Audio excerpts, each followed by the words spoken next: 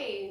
So we are sitting actually on the second floor of the Alexander House here, and I am actually sitting at an amazing piece of 18th century technology.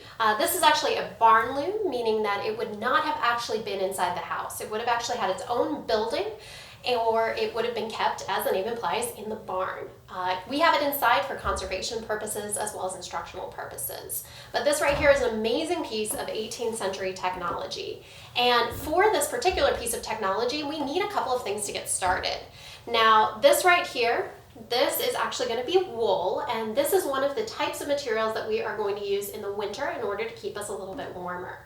Now in the summer, if you've ever spent any time outside in the South in the summer, you know that wool is probably not what you want to wear. This right here is not hair, it is nothing gross, I promise. This is actually what is called flax. Now this is going to be a plant, and these are the fibers that come from the plant itself.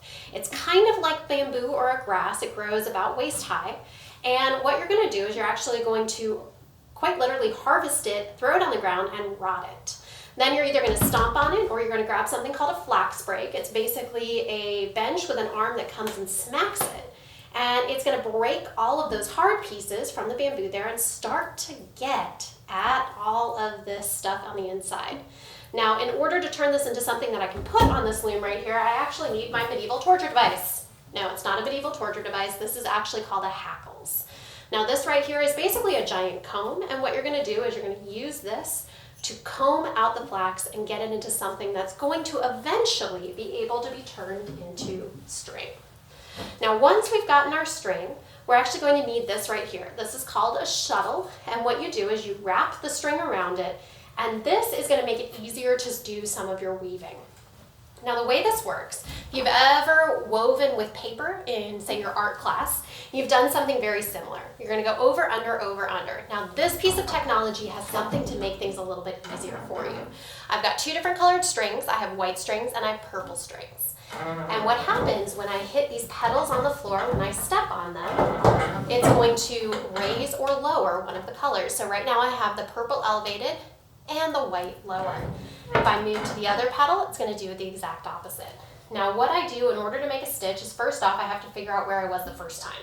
So my last string that I did went over the white and under the purple, which means this time what I need to do is I'm actually going to need to go underneath the purple and over the white. So what I'm going to do is I am going to feed this through, and basically what I need to do is I need to make sure that my petals are cooperating.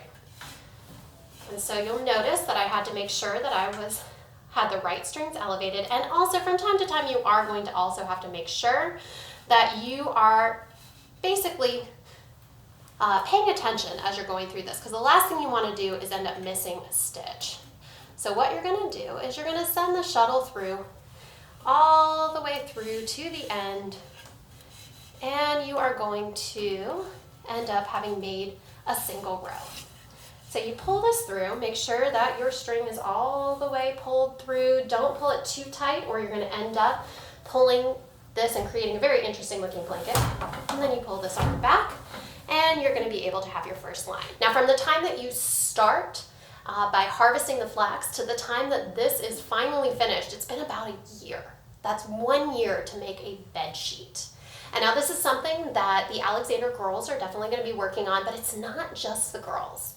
It's going to be the boys as well as all the enslaved people on the property. If you wanted to wear clothes, you were going to have to learn how to do this. And you're going to start by about 5 or 6. And by the time you're 10, you're responsible for making pretty much everything anyone in your family is going to wear.